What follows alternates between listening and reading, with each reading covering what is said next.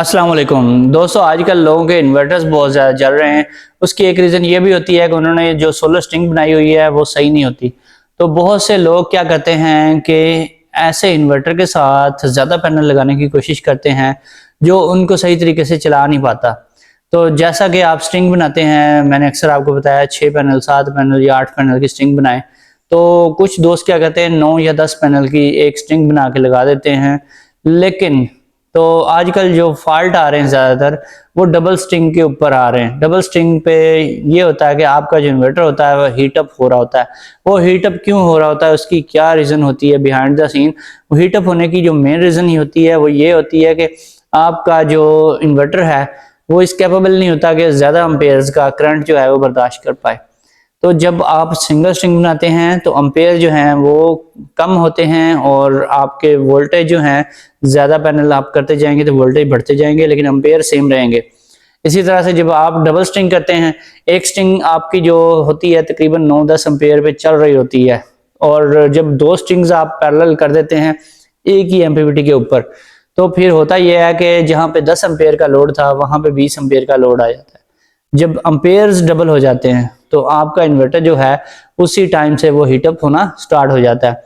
तो ज़्यादातर लोग जिनके इन्वर्टर्स हीटअप होने से नहीं हटते, हर टाइम हीट होते रहते हैं, और उनमें अक्सर देखा गया है 0-2 का फॉल्ट ज़्यादा आता है, और हीटअप रहने की वजह से उनके फैंस जो हैं वो भी ज़्यादा स्पीड से चलते हैं, उनके ऊपर भी ज़्यादा बर्डन होता है। अक्सर लोगों के फैन जो हैं वो जल्दी ख़राब भी हो जाते हैं।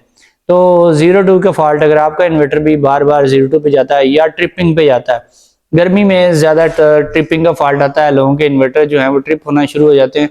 उसकी मेन रीज़न यही होती है कि वो हीटअप हो रहे होते हैं। हीटअप होना, जब उनको आप रोकेंगे, उनको कूल डाउन करेंगे, तो आपका इन्वर्टर ट्रिप कभी भी नहीं होगा।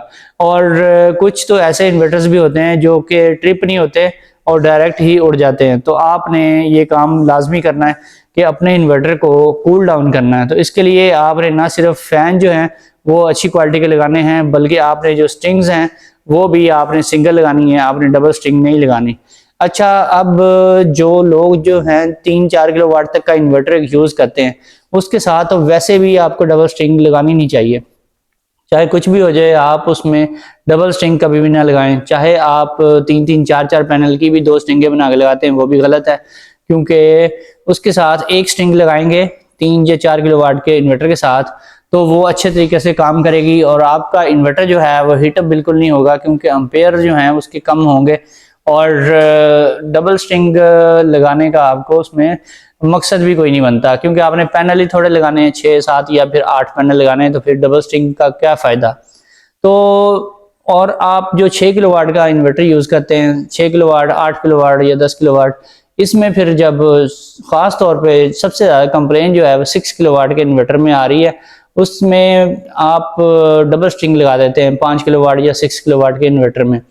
उसमें जब आपने पैनल बढ़ाने होते हैं, फ़र्ज़ करें जी आपने पैनल बढ़ाने हैं, आपने 8 की बजाय 9 या 10 करने हैं, तो फिर आपने किसी भी सूरत में डबल स्ट्रिंग नहीं करनी। डबल स्ट्रिंग 5-5 पैनल की लगाने से बेहतर ये है कि आप एक ही स्ट्रिंग 10 पैनल की लगा दें, इन्वर्टर को कुछ नहीं होगा। 9 पैनल या 10 पैनल के ऊपर भी मैंने देखा है वो कभी भी गर्म नहीं होते और लोड भी बहुत अच्छा चलाते हैं, उनकी पावर बहुत ज़्यादा बढ़ जाती है हाई वोल्टेज के ऊपर, वो अच्छा परफॉर्म कर रहे होते हैं। लेकिन उसमें सिर्फ एक ही खतरा होता है कि उसके कैपेसिटर जो हैं वो ज़्यादा वोल्टेज की वजह से फट ना जाएं, लेकिन ऐसा होता बहुत ही कम है, शाज़ो नाज़र ही कैपेसिटरों का मसला आता है। लेकिन कोशिश करेंगे ज़्यादा पैनल ही आपने अगर लगाने हैं तो 9 पैनल लगाएं। आजकल हाई वोल्टेज के पैनल भी क्योंकि मार्केट में आ रहे हैं, कुछ जो पैनल्स हैं, पहले तो पैनल्स आते थे 45 वोल्ट के और मैक्सिमम 48-49 तक के आते थे। उसके बाद 50 वोल्ट, अब 52-53 वोल्ट के भी पैनल्स जो हैं मुख्तलिफ कंपनियां बना रही हैं। तो अक्सर ये चीज़ें जो हैं देखी नहीं जाती हैं और ऐसे ही पैनल लगा दिए जाते हैं। तो इसलिए आप कोशिश करें, अगर आपने बड़ी से बड़ी स्ट्रिंग भी बनानी है तो 9 पैनल से बड़ी स्ट्रिंग आप हरगिज़ ना बनाएं। तो फिर आप जो उसकी रेंज के अंदर रहेंगे एमपीपीटी की, तो आपका इन्वर्टर बहुत अच्छे तरीके से परफॉर्मेंस देगा, आपको बहुत ज़बरदस्त चलेगा। अच्छा, दूसरी बात यह है कि अगर आपने पैनल बढ़ाने हैं, अगर आपने 12 पैनल लगाने हैं, 14 या 16, तो फिर आपने डबल स्ट्रिंग कर देनी होती है। तो फिर आप 6-6, 7-7 या फिर 8-8 करके 2 स्ट्रिंग्स आप पैरेलल कर देते हैं। तो इसमें क्या प्रॉब्लम आती है? इसमें प्रॉब्लम ये आती है कि कुछ इन्वर्टर जो हैं उनमें ड्यूल एमपीपीटी नहीं दिया गया होता। ये प्रॉब्लम उन इन्वर्टर्स में बहुत ज़्यादा आती है हीट अप होने की। सिंगल एमपीपीटी ट्रैकर जिन इन्वर्टर्स में है उनके अंदर आपने स्ट्रिंग एक लगानी है, कोशिश करनी है। अगर मजबूरी है तो डबल स्ट्रिंग लगा दें, लेकिन फिर उन पे लोड जो है थोड़ा सा कम डालें, अदरवाइज वो इन्वर्टर्स भी हीटअप होते हैं। तो फिर इसमें क्या किया जाए? अगर 6 किलोवाट का इन्वर्टर है तो 6 किलोवाट पावर भी वो पूरी नहीं, अगर आप उससे ले सकते तो फिर उसका फायदा ही क्या? तो फिर आप यही सोचें कि वो आपका 6 किलोवाट नहीं है, वो 3 या 4 किलोवाट है, बस इतना ही लोड डालें। 4 किलोवाट लोड जो है वो भी बहुत ज़्यादा होता है 6 किलोवाट के इन्वर्टर के लिए, और मुसलसल इतना लोड डालना भी नहीं चाहिए। तो फिर आप ये कर सकते हैं कि आप उसमें जब आपके पास अगर वसाइल हों तो आप कोशिश करें कि आप बड़ा इन्वर्टर लें, 8 किलोवाट का लें, या फिर ऐसा इन्वर्टर लें जिसमें ड्यूल एमपीपीटी ट्रैकर हो।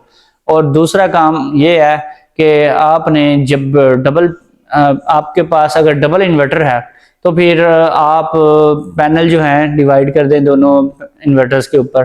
तो यानी कि एक स्ट्रिंग एक इन्वर्टर के ऊपर यूज कर लें, दूसरी दूसरे के ऊपर कर लें। दूसरी चीज ये है कि इन्वर्टर्स के ऊपर डाटा शीट के ऊपर भी लिखे हुए होते हैं एम्पेयर्स, एमपीपीटी वाले पोर्शन में एम्पेयर्स भी लिखे हुए होते हैं। तो अगर वहाँ पे 16 एम्पेयर्स लिखे हुए हैं तो फिर आपने उस इन्वर्टर के साथ 2 स्ट्रिंग नहीं लगानी, आपने एक ही लगानी है।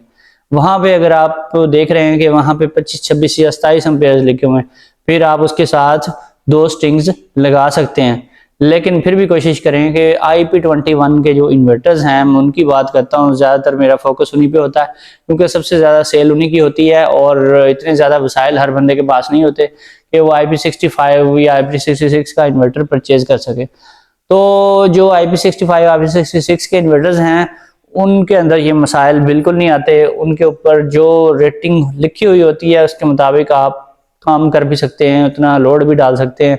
तो ये डबल स्ट्रिंग का मसला जो है इसे ज़्यादातर इन्हीं इन्वर्टर्स में देखा जाता है। जब एक दफ़ा इन्वर्टर रिपेयर हो जाए तो आपको एहतियात करनी चाहिए, फिर कोशिश करें कि रिपेयर शुदा इन्वर्टर को अगर आपने चलाना ही है तो एक स्ट्रिंग लगाएं, 2 स्ट्रिंग ना ही लगाएं तो बेस्ट रहेगा।